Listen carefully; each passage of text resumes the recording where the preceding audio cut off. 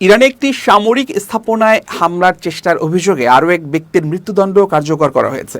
সোমবার দেশটির বিচার বিভাগের বরাত দিয়ে আধা সরকারি বার্তা সংস্থা ইসনা এই তথ্য নিশ্চিত করেছে। দণ্ডপ্রাপ্ত ব্যক্তির নাম আলী ফাহিম। এর আগে গতকাল একই ঘটনায় জড়িত থাকার অভিযোগে আরও 2 জনের ফাঁসি কার্যকর করা হয়েছিল। প্রতিবেদনে জানানো হয়েছে, সুপ্রিম কোর্ট দণ্ডাদেশ বহাল রাখার পর আলী ফাহিমকে ফাঁসি কাষ্ঠে ঝোলানো হয়েছে। গত জানুয়ারি একটি সামরিক স্থাপনায় অনুপ্রবেশের চেষ্টার অভিযোগে তাকে গ্রেপ্তার করা হয়েছে। এদিকে এই ধারাবাহিক মৃত্যুদণ্ড কার্যকরের ঘটনায় তীব্র নিন্দা জানিয়েছে অ্যামনেস্টি ইন্টারন্যাশনাল সহ বিভিন্ন আন্তর্জাতিক মানবাধিকার সংস্থা।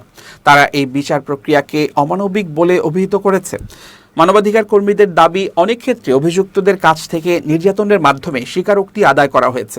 উল্লেখ্য, চলতি বছরের জানুয়ারিতে ইরানে অর্থনৈতিক সংকটকে কেন্দ্র করে যে বিক্ষোভ শুরু হয়েছিল তা পরবর্তীতে সরকার বিরোধী আন্দোলনে রূপ নেয়। 1979 সালের ইসলামী বিপ্লবের পর এটি ছিল দেশটির অন্যতম রক্তক্ষয়ী সংঘাত। সরকারি দমন পীড়নে হাজার হাজার মানুষ প্রাণ হারিয়েছেন বলে বিভিন্ন আন্তর্জাতিক গণমাধ্যম ও সংস্থা দাবি করে আসছে। সেই উত্তাল পরিস্থিতির মধ্যেই সামরিক স্থাপনায় হামলার চেষ্টার এই ঘটনাটি ঘটেছিল।